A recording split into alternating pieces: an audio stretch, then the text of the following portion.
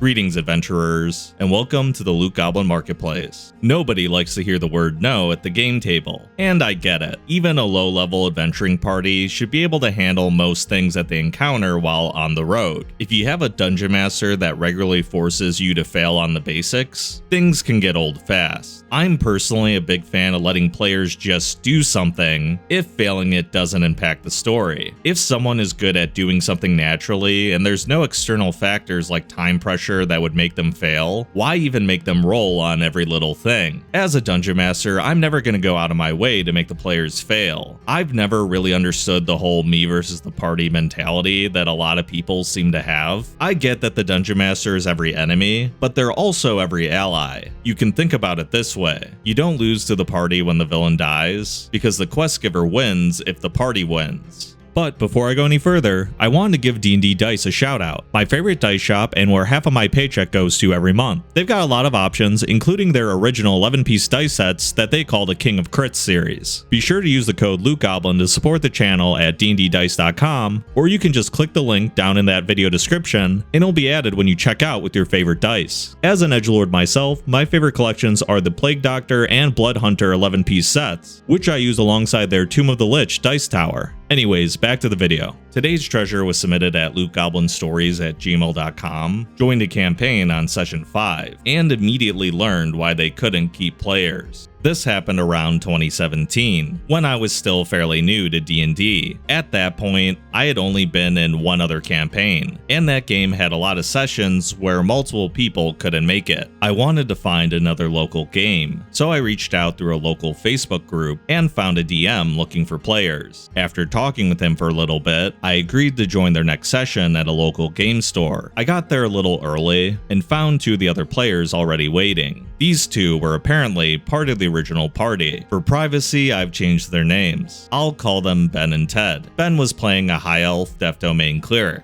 and Ted was playing a dwarf fighter. I asked how long the campaign had been going, assuming they had probably been playing for the better part of a year or something, since they said the original party. They told me this was session 5, and that they were only level 3, and the DM had already killed 2 characters in the first session. They also told me that the group had gone through about 6 other players, who showed up once and never came back for a second session. That should have been a giant glowing red flag telling me to leave immediately, but I was new enough to think maybe it's just a personality mismatch, sometimes tables don't click. I was playing a half-orc paladin, and another new player showed up that day too. I'll call him Tim. He was playing a tabaxi rogue. The DM arrived almost an hour late. I didn't really hold it against him, because traffic in the part of Indiana I was living in could be nonsense, for no reason other than people apparently forgetting how roads work. Yeah, I feel that. Once he got his digital tabletop set up, he introduced my character and Tim's character into the game. That's when we found out that Ben and Ted's characters were basically naked. Apparently in the previous session, or the one before that, they had been captured by goblins who tried to take them as slaves. The two of them managed to escape because the goblin cages were poorly made, but the goblins had taken all their gear. When Ben and Ted asked if they could look for their stolen equipment, the DM refused and said that they maybe had a minute before the goblins came back, so they had to flee with nothing but rags. Tim and I immediately gave each other the look. You know the look. The, well, that's weird, but I guess we're here now look. The campaign itself took place in the DM's world. The continent was ruled by chromatic dragons, with each color of dragon ruling a different region. None of them were good rulers. If you weren't a dragon or a dragonborn serving the dragons, life was brutal. At first I thought this sounded like a pretty solid premise. I assumed the campaign would eventually be about overthrowing the dragons and freeing people from their rule. That sounded straightforward but compelling, but then we started to actually play. The DM was very focused on travel by the mile, especially for exhaustion. I had never played under a DM who tracked travel that way, but I figured it was his game and I wanted to be respectful. Eventually we came across what the Dungeon Master described as an abandoned hunter's cabin. Naturally we went to investigate. Tim's tabaxi rogue rogue rolled a high perception check and noticed that some of the shrubbery around the cabin was closing in on us. Despite being the one who knows the danger, Tim's rogue was immediately restrained by the bushes. No saving throw, no ability check, no chance to avoid it. The DM explained that the bushes were some kind of magical anti-theft system for the cabin, and once we crossed a certain line, they activated. We rolled initiative. Ted's fighter, still having no equipment, grabbed an axe handle he found on the cabin's porch, and tried to use it as a weapon like an improvised club. The DM ruled it was no better than an unarmed strike. Ben's cleric kept trying to cast Toll the Dead on the bushes, but the DM said it had no effect. Ben didn't want to burn his few spell slots on shrubbery, so he was mostly stuck. That left me as the only person with an actual weapon, because my paladin still had his starting great axe. On my turn, I tried to free the rogue. I told the DM I was trying to swing at the bush restraining Tim's rogue, but not at the rogue. I even specified that I was aiming for the part of the vine farthest away from him. The DM told me I had to roll against the rogue's AC because the bush was grappling him. I didn't really understand the ruling. Yeah, it's not a great one. But my other option was to leave Tim restrained and taking damage. So I attacked, and the DM had me hit the rogue anyway. I tried again to explain that I was not trying to hit him, and I was actively trying to avoid hitting him. The DM stuck with his ruling, so I had to give up on freeing the rogue that way, and went after the other bushes instead. Meanwhile, Tim's rogue got no saving throws, no escape checks, and no real chance to do anything. He was just restrained and taking piercing damage because the bushes were covered in thorns. After combat dragged on for way too long, I decided to clear the bushes, attacking the others first. I cut through them fairly easily. Then once only the bushes restraining the rogue were left, I put my axe away and tried a hands-on approach. I told them I wanted to use my half-orc's paladin strength to rip the vines away from the rogue. The DM was not thrilled. He told me I would take piercing damage just for reaching into the thorny vines. I told him that was fine, and asked if he wanted athletics or a raw strength check. He still seemed annoyed, but he allowed it. Eventually I managed to free the rogue. Then Tim used his dagger to cut down the last of the bushes. For some reason, the DM seemed unhappy that we had cut through this random abandoned hunter's cabin defense system. I used lay on hands to heal the rogue because he had taken the worst of it. The bushes had been dealing 1d6 damage per round from each one restraining him, and again, he basically had no agency during this.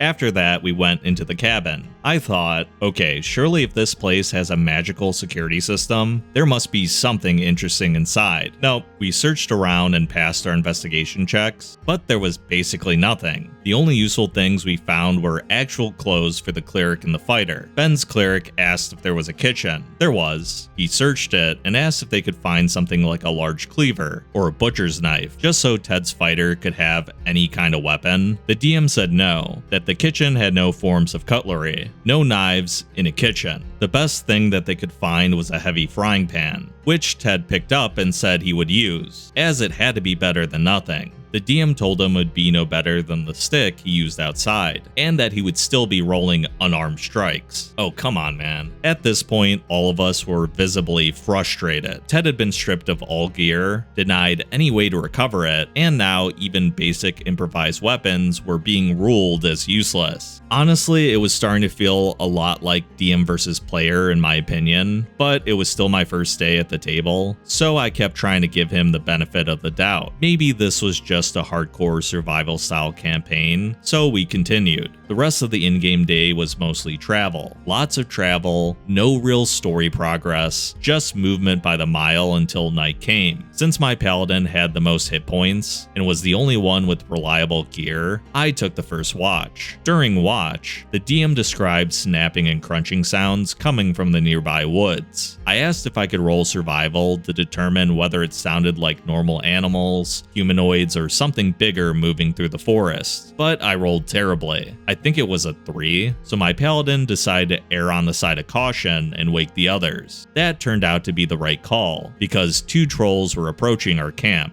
2 trolls against 4 level 3 characters, with 2 of them still missing their starting equipment. Tim's rogue asked if he could make an intelligence or history check to see if he knew anything useful about trolls. The DM said that he could tell they were trolls just by looking at them. Oh, fantastic. Thank you, DM. Tim then clarified that he was asking whether he knew about any weaknesses or strategies we could use. The DM said no. Tim asked if he could roll anything to find out. The DM said no again. His character simply would not know. You could feel the frustration coming from Tim at the table. He was trying not to metagame about Troll's regeneration not working against acid or fire damage, but the DM was also refusing to give any in-character way to learn something that might help. So we considered running, as sometimes the best answer for a fight you can't win is to retreat. The DM shut that down too. Of course he did. He said that these trolls were larger than normal trolls, had longer strides, and move faster than the normal standard trolls from the monster's manual. Okay, yeah, but the party wouldn't know that. That would also be metagaming. So now we couldn't know their weaknesses, and now we couldn't run from them either. We had to fight. After seeing how the bushes fight went, I can only imagine this one's going to be miserable as well. It seems like this DM loves saying no and loves keeping the party in the dark. I'm sure the reason he was mad about the bushes encounter is because the party didn't do it in some special way that he had in his head. This party is really trying here. They try to use the environment, they try to come up with clever new ways to handle encounters, and this DM just hates that, I guess. No fun's allowed unless it's like the scripted fun he has in his mind. We don't know too much about this DM's backstory. Maybe they aren't a veteran DM, maybe they've only done like 5 sessions, but considering how hard the party's trying here and how hard he's shutting it down, I don't know if he's ever going to be a good DM. Now that I've spoken my piece, let's jump into the fight. My paladin went in with their great axe and started using Divine Smite, because that was basically the best I could do without metagaming. Ted's fighter was still stuck punching. Tim's rogue did manage to get a decent sneak attack off with his short bow, thanks to my paladin being next to the troll. Apparently we were doing too well for 4 level 3 characters fighting 2 CR5 monsters, because the DM then had the second troll come after my paladin, in addition to the first one. He told me to make a strength saving throw, because the troll was trying to grab me with both hands. Admittedly, I rolled bad. I think it was a 2. Bad rolls happen. The dice are a cruel mistress at times. As a result, the DM said my character was restrained and grappled by this troll. When it came back to my turn, I asked what I need to roll to try and break out. Another strength save? Athletics maybe? Something else? The DM said I didn't get another chance, that I had already failed the saving throw, so I was just restrained. I argued with him on that, which is fair. I asked, so what am I supposed to do on my turn? Just sit here and be this thing's giant baby doll while it carries me around the battlefield? He smirked at me and said, no, you're not its baby doll, you're its dinner. Apparently, he didn't like being questioned. I haven't seen what a death saving throw looks like yet in this campaign, but I imagine it's also a one and done. For some reason, you can never roll again after you've rolled the first time on anything the DM says. It seems like a little bit of an ego thing. It takes away all player agency. I would just walk away at this point. On the troll's next attack, he didn't roll the hit. He just narrated that the troll leaned down, bit onto my character's head, jerked its jaw from side to side, decapitated my paladin in one motion, swallowed his head, and dropped the body to the ground. Oh, so just no death save, okay. Then he told me my character was dead, and because I had been decapitated, there was no chance of revival. He didn't even roll any dice. No attack roll, no damage roll, no death saves, just instant death by DM narration. At this point, I stood up from the table, packed up my things, and started to leave. The DM said, "Where are you going? The session isn't over." I looked at him, and then looked at the 2 players who had somehow been putting up with him for multiple sessions, and I told him, "You want to know why you can't keep a party? It's because this is how you DM. You're not interested in running a game, you're not interested in having a power fantasy in your D&D world. I understand that it's your world, but it's your player's story. You're supposed to help them tell the story of what happens. So far, all you've done is bully them with with combat and refuse to let us actually play the game the way it's meant to be played. You're just hiding behind the DM screen and saying you can do whatever you want just because you're the DM. Then I looked at the other players and told them, if you're considering leaving this shit show, now would be the time. I can tell you right now, I won't be back next week. This is why your party has already lost so many players, and it's gonna keep happening because this guy doesn't know how to DM. I went home irritated, and honestly, I didn't want to come back to D&D for a while after that. I was still pretty new to the game, and it was a rough introduction to how bad a table could get. I don't know what happened to that campaign. I never reached out to the DM or the other players again. I hope the party left the campaign too, but I honestly don't know. I'm all for difficult games. I've run plenty of one-shots and campaigns myself at this point, and I absolutely believe in tough encounters, consequences, and harsh worlds. But player versus DM is not the way D&D is meant to be played. There is a difference between challenging your players and turning them into punching bags just because you're the one behind the DM screen. And that concludes my D&D horror story. To the party, Ben, Ted, and Tim, if you ever see this, I hope you left the DM behind and never looked back. It wasn't real, it wasn't fun, and it definitely wasn't really fun. You know, the author wrapped this up so nicely, he kind of stole my thunder. This was a fun read. I'm glad you didn't wait more than one session. It obviously was so bad that if you re-rolled a character, it was only going to get worse from here. I feel like this is the kind of DM that probably has grudges from character to character. You're not allowed to metagame, but they definitely will. It seems like we've had back-to-back stories where expiration is a way to beat down and punish the party. You have to explain every little thing, you have to roll for everything. If you succeed, nothing really happens, but if you fail, you get punished really badly, which is never a fun way to run the game. There are things that you should always be able to roll for. Breaking out a grapple, doing your death saving throws, you know, stuff that's pretty important to player agency. If you don't get to roll that, you're out of combat, or if you're dead, you're out of the story entirely. Like that fighter just wanted any kind of weapon. He was willing to do a meme weapon like a heavy frying pan. In a more fun party, that heavy frying pan would get enchanted. Maybe it can have some special abilities related to the fact that it handles heat resistance well, and everyone has a blast that his random improvised weapon becomes like a legendary one. But obviously no funds allowed at this table, so that would never happen. The author in the email said that I could call them Connor. So Connor, thank you for sharing this RPG horror story. If you want to send your own, you can submit it at lootgoblinstories@gmail.com, and I'd love to hear everyone's thoughts in the comments below. If you enjoyed the video, make sure to hype and like it, as it really helps the channel grow, and subscribe to become a member if you haven't already. And really guys, thank you again, the support's always appreciated. I really hope to see you in the next video.